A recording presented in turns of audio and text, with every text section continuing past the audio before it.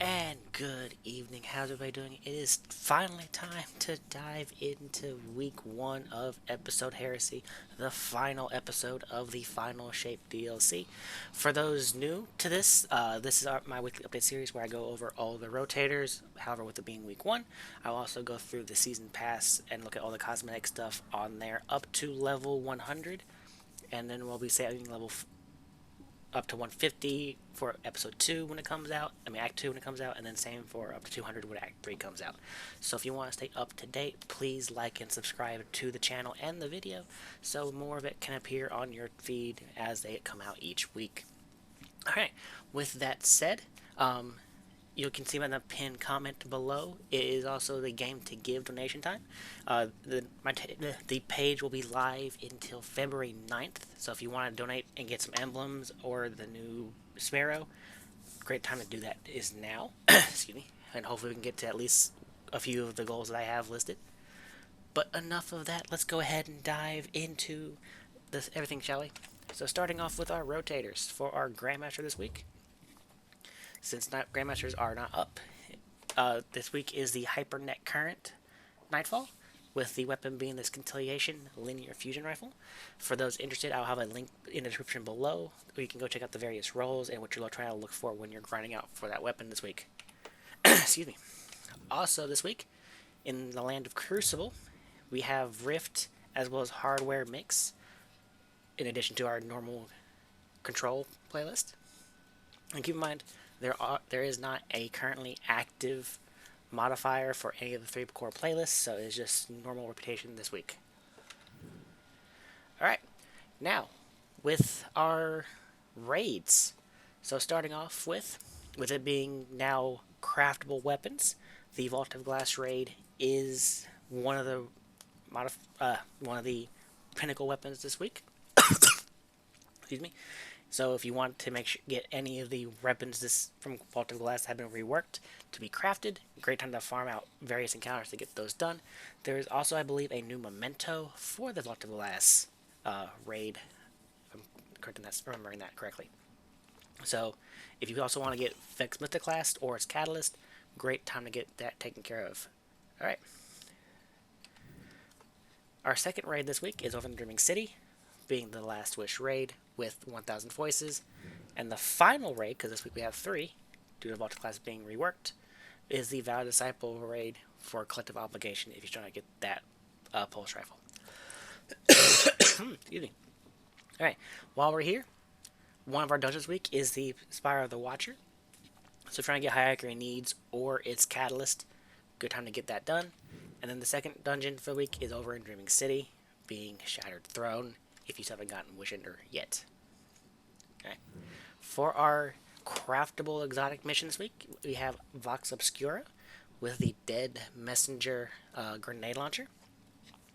It's like Hard Light, where you can change this weapon type or damage type. Right. And then over in the Dreaming City, excuse me, I do apologize for my coughing. The current weekly replayable mission is Iconoclasm. Don't forget, you'll need at least one other player with you so you can take care of an enemy that you need to shoot the front and back of at the same time, as well as 2 nodes in various parts of certain areas that need to be shot at the same time as well. And then the current daily overthrow is over here in the landing. So if you're trying to get a good roll on your Ergo Sum, good time to get that done. Alright. Real fast. Also in the Dreaming City, the current daily lost sector is Alphilian's Rest over in the Dreaming City in the Strand Zone. Do not currently have the rotation for the rest of the week, so do keep an eye out as that gets updated daily. I believe starting next week I'll have a good grasp and be able to tell you the entire rotation at once. Alright. Then over in Neptune,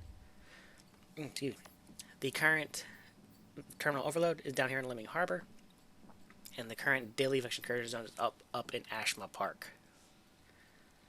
Alright. So that is it for our rotators for the week.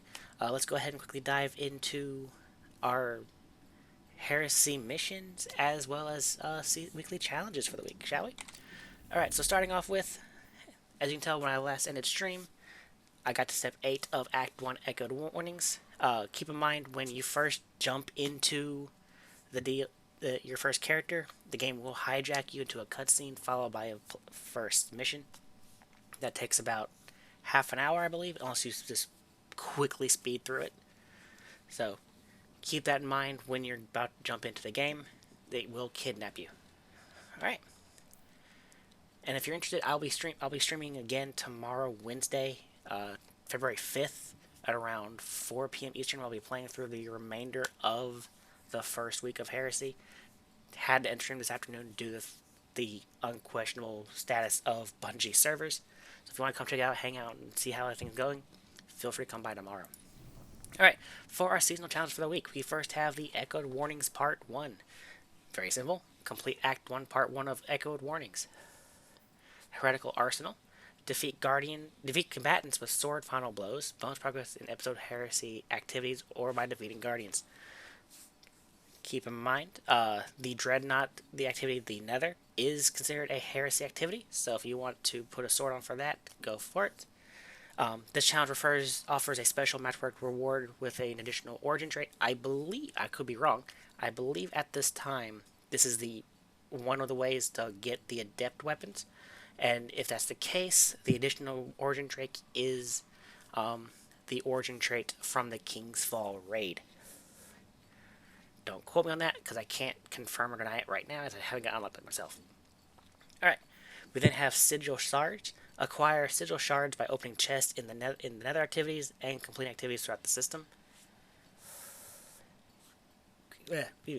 Easily done. I think the first rank at the vendor in Eris's apartment gives you the 100, so very easy to do. Sigil Shard Spender. Spend Sigil Shards to unlock runic enhancements at the shaping slab or unlock crumbling scriptures on the Tome of Want. The Essence of Desire. Collect Essence of Desire by purging Melicized Astenia at the Astenia vendor in Eris's apartment in the last city. Excuse me, these are some words. Fleeting Medicine found in the Nether activity only causes into whatever in the final chest in each section of the Nether activity, otherwise it is lost after each run. It does tell you that in the activity, so make sure you just remember. Essence of Desire Spender. Spend Essence of Desire to activate a ritual in the Tome of Want or to open taken chest in the Nether. Nether Power. Activate boons in the Nether for temporary buffs during activity. Additional progress for major or corrupt boons. And then Path to Victory. Complete Pathfinder paths this season and collect their pinnacle rewards. If you're still trying to get the Pathfinder stuff done for your final shape and Pale Heart seal, I believe this does count that, so you can do both at the same time. And then lastly, we have Arcing Sparks. Defeat Guardians with arc damage in the Crucible. So there's our week 1 challenges. Alright, now lastly, let's go ahead and dive into Eververse. Let's go ahead and dive into our season pass, my apologies, and then we'll dive into Eververse after that. Alright, so first up for our first 100 levels. Obviously, if you have the premium track, you get access to the Lodestar Trace Rifle immediately. Don't forget, it's like a pulse rifle, trace rifle. But as like previous episodes, we don't get the catalyst until Act 2. Alright, so now for our various cosmetics, such as shaders, ships, etc. We don't get one until level 20 with the King Wing entrance.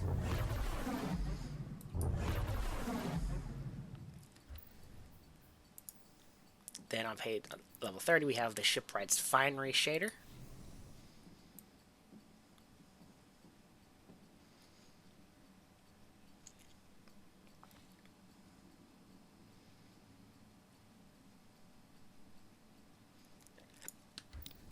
Alright. On level 40, we have the Resolute Command emote.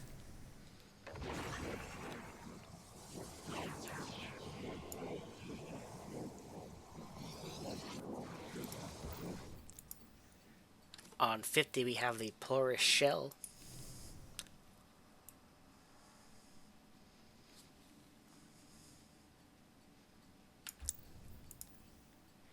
Then starting at 60, we start getting the armor set ornaments. I won't cover those right now.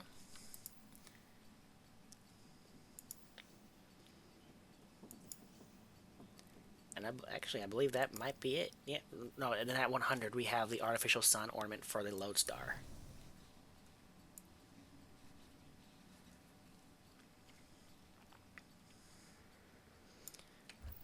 Alright, so that's our first 100 levels. Don't forget, we won't get levels 101 through 150 until Act 2, which releases in 34 days. So, keep that in mind. Now, we can finally dive into Eververse. For those new, I only cover things with Bright Dust offerings. So if you want to check out the new seasonal offerings with Episode Heresy that are in the seasonal tab, make sure you log in and check it out yourself, as I won't be covering it. And also, the Star Wars collaboration is in there, and so once again, we'll be covering that. Alright, to the Eververse store, shall we? Alright, on the first page, we have the Jazz Sax emote for all our saxophone players.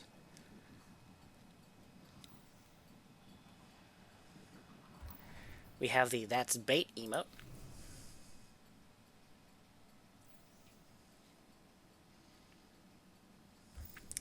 The Only the Finest Transmat effect.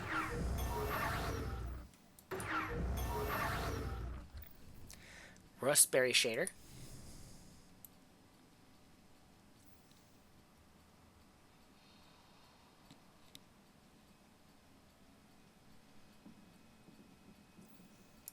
And lastly, the Abyssine Gold shader.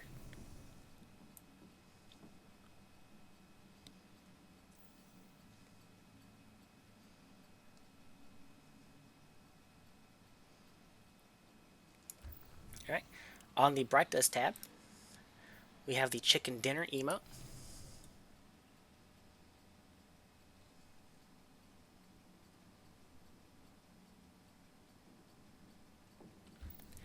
We have the Diadem of Deceit ornament for the Crown of Tempest for Warlocks.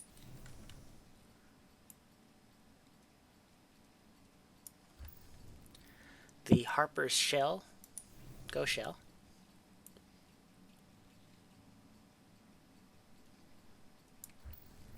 The Celestial Kestrel ship.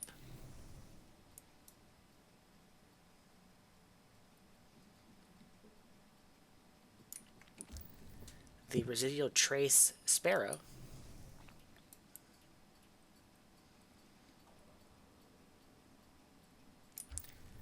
The Scorn Mechanica weapon ornament for the Slayer's Fang shotgun that we got last season.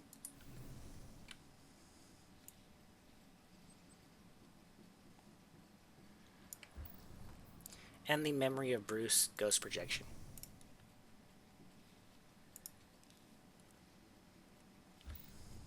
We then have the Smashing Success shader.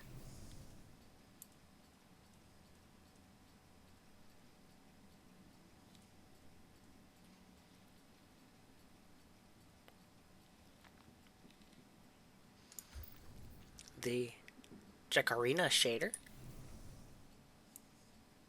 I do hope I said that right.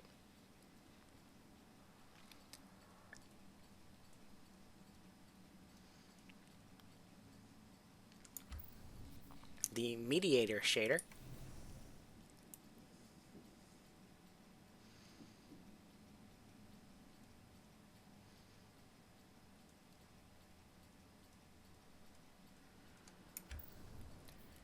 The Tyrian Abyss shader.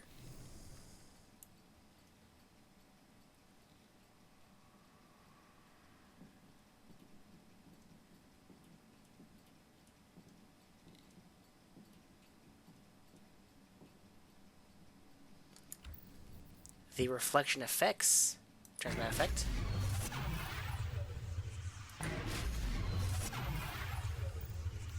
Only the Finest, once again.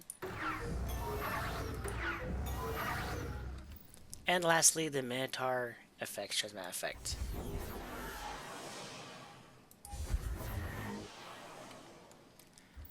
Alright, that is it. Once again, don't forget I'll be live Wednesday, January 4th, or excuse me, February 5th, around 4 p.m. Eastern Time. I'll be streaming the remainder of the Week 1 activity or quest line in Destiny 2's Heresy. So if you want to come out and check out, feel free. Also, last time, the link for my game Take Give donation thread is in the pinned comment. So if you want to donate, feel free. Not required, but every donation is appreciated. Until the next video, everyone have a great, wonderful week, and I will see you next one, everybody. Goodbye.